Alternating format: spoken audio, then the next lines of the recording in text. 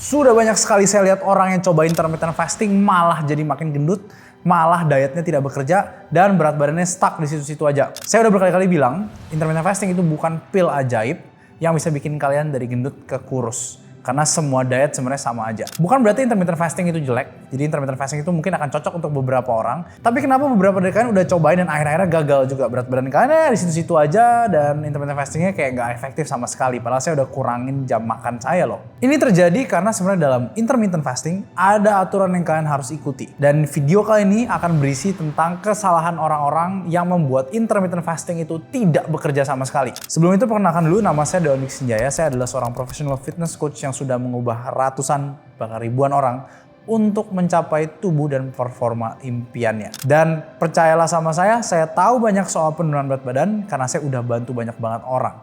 Dan ini adalah kesalahan yang bisa dibilang hampir sering sekali saya lihat, hampir 100% orang pernah salah kayak gini ketika mereka awal coba intermittent fasting. Dan mereka yang tidak melakukan kesalahan ini, intermittent fastingnya works. Pertama kita harus bahas dulu cara kerja dari intermittent fasting ya. Jadi sebenarnya simple. Semua diet yang menurunkan berat badan bekerja berdasarkan adanya kalori defisit. Semua diet menciptakan ketimpangan antara kalori masuk yang dicerna atau calories in dengan kalori yang terpakai untuk aktivitas ataupun untuk tubuh kalian atau calories out. Dan ingat bahwa kalori defisit itu adalah suatu keadaan dan bukan metode diet. Karena masih banyak orang yang salah bilang saya udah kalori defisit tapi berat badan saya tidak turun. Itu kalian belum kalori defisit. Saya nggak peduli kalian sepintar apapun, itu kalian nggak kalori defisit. Karena kalau kalori defisitnya memang benar-benar tercapai, udah pasti berat badannya akan turun, udah pasti lemaknya akan turun. Jadi ingat bahwa kalori defisit itu bukan sebuah metode diet, tapi sebuah keadaan atau state. Jadi diet yang terbaik itu adalah diet yang memungkinkan seseorang untuk makan lebih sedikit atau mencerna kalori lebih sedikit dan bergerak lebih banyak atau kalori outnya lebih tinggi. Tapi karena diet adalah berfokus pada makanan, maka kita bisa fokusnya pada calories in-nya. Jadi di sini restrictive diet atau diet konvensional itu akan mengurangi porsi makan kalian. Jadi misalkan kalian biasanya makan di 1000 kalori ya, 3 kali, 1, 2, 3 gitu ya. Totalnya berarti 3000 kalori kan harusnya kan. Tapi dengan kita mengurangi kalori kita sekali makan, di sini kita bisa lihat ini berkurang sekitar 300 kalori ya. Ini juga min 300 gitu. Ini juga min 300. Maka kalian akan makan 700 kalori dalam sehari. Jadi kalau kalian kali berarti 2100. Maka 3000 dikurang 2100 itu adalah sekitar 900 kalori defisitnya. Dan ini adalah kalori yang kalian kurangi. Jadi bayangin kalian dari 3000 makan ke 2100. Jadi defisit sekitar 900 kalori. Nah intermittent fasting bekerjanya sebenarnya mirip. Tapi kita membatasi jumlah makanan kita melalui jam makan. Jadi yang seharusnya kita makan 3 kali, jadi kita makan 2 kali. Jadi kita kurang di meal 3 ini. Nah, karena kita mengurangi 1 meal, maka kita mengurangi 1000 kalori. Dianggap jika kita makan dengan porsi yang sama. Jadi jika kita kurangin kalori pemasukannya, udah pasti kita defisit. Di sini kasus intermittent fasting itu kurang 1000 kalori. Jadi semua diet bekerja melalui cara ini atau mekanisme ini. Nggak ada cara yang lain. Jadi kesalahan pertama yang sering sekali saya lihat itu adalah mereka itu mikir dengan adanya intermittent fasting mereka bisa makan bebas. Mereka bisa makan dengan jumlah yang banyak selama saya makan cuma sehari sekali atau 2 kali. Ini keliru. Mau jidat kalian berkerut selama lakuin IF, tapi kalau kalian tidak kontrol makanan kalian, hasilnya maka akan sama. Jadi di sini kita balik lagi perbandingan restrictive diet dengan intermittent ya, atau diet biasa dengan intermittent. Jika misalkan kita makan 3 kali sehari dengan kalori 1000 di sini. Lalu jika saya kurangi 1 ya, ini intermittent ya. Saya kurangin 1 seperti ini, saya hilangkan, sep. Nah maka seharusnya jika kita makannya sama, totalnya akan defisit 1000 kalori kan, karena kita makan cuma 2000. Tapi bayangin jika misalkan saya ketika lagi jam makan, itu makannya banyak, maka ini nambah nih, jadi nambah 500 kalori gitu ya, 500 gitu. Karena mungkin saya kalap gitu ya, ini nambah 500. Maka totalnya akan sama aja, karena dari yang meal ketiga yang kita buang ini, kita cuma transfer aja ke 2 makanan yang sebelumnya. Hasilnya akan sama. Dan di situ berat badan kalian tidak akan turun. Ngerti kan sekarang kenapa orang intermittent dan makannya tidak dikontrol, hasilnya nggak akan bagus. Karena ya hal ini. Ada juga kesalahan yang kedua. yaitu adalah mereka tidak mengontrol kualitas makanan mereka. Sebenarnya kerjanya sama aja. Jika misalkan saya tidak mengontrol makanan saya ketika saya lagi makan di intermittent fasting, kemungkinan besar kalori yang masuk itu juga akan lebih tinggi. Contoh, misalkan saya tidak memperhatikan cara masaknya, jadi saya makan apapun yang berminyak.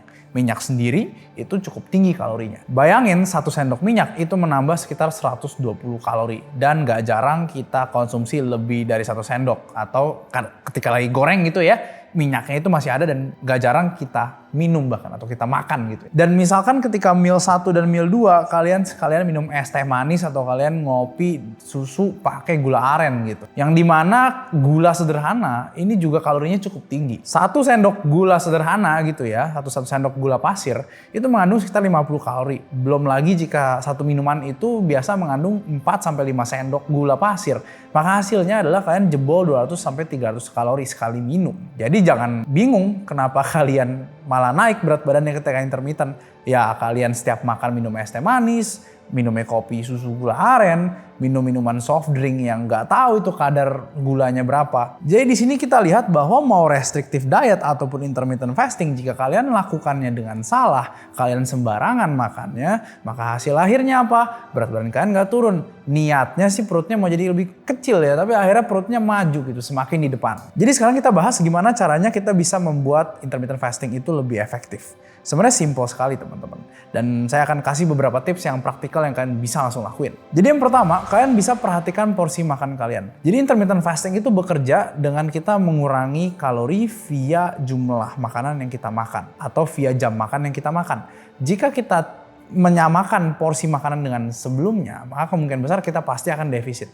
Tapi jika porsi makan kita malah naik ketika intermittent fasting, harus hati-hati. Karena bisa jadi kenaikan porsi itu akan menegate atau mengurangi efek dari defisit yang kalian ciptakan karena kalian ngilangin 1 kali makan kalian. Yang kedua adalah perhatikan protein. Intermittent fasting itu jika kita lakukan, defisitnya akan cukup besar. Karena bayangin jika kalian makan 3 kali sehari dengan 1000 kalori gitu ya sekali makan, kalian ngurangin 1000 kalori loh. Dan gak jarang orang-orang yang intermittent fasting itu ototnya menjadi susut.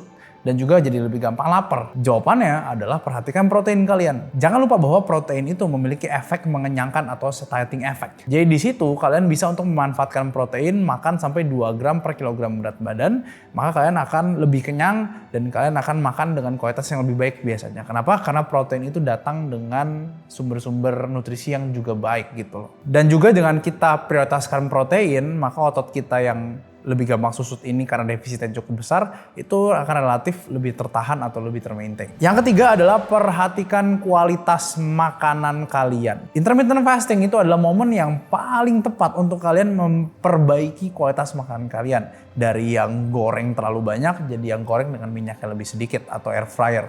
Dari makanan yang karbohidratnya terlalu simple, jadi karbohidrat yang lebih rapat atau yang lebih kompleks. Jadi ya saran saya tetap hindari makan makanan yang tinggi kalori ataupun yang padat kalori. Dan yang terakhir yang keempat itu adalah imbangi dengan adanya aktivitas yang lebih banyak atau lebih aktif gitu ya. Karena kita nggak bisa selamanya untuk nurunin kalori yang kita makan. Ada saatnya kita juga harus ya lebih banyak bergerak aja. Karena jika kita turunin terus ya kita makan lebih sedikit. Bayangkan jika kalian punya otot yang lebih besar, kalian bergerak lebih banyak, maka makanan yang kalian bisa makan itu lebih besar gitu. Jadi kalian akan jauh lebih sehat juga dengan adanya misalkan tambahan kardio dan angkat beban dan nggak cuma diet gitu loh. Dan akhir katanya nggak ada di dunia ini yang gampang. Diet itu tidak ada yang mudah. Memang diet yang baik itu akan mempermudah, tapi belum tentu mudah gitu. Diet yang baik itu ada diet yang simple, tapi memang eksekusinya kadang itu susah. Ya pada akhirnya effort yang kalian keluarkan itu akan sejalan dengan apa yang kalian dapat. Kalian nggak boleh untuk maunya gampang, tapi dapatnya banyak. Jadi buat teman-teman yang intermittent fasting, jangan lupa aplikasikan apa yang saya sebut tadi. Akhir kata saya Doni Sinjaya, sampai jumpa di video yang selanjutnya.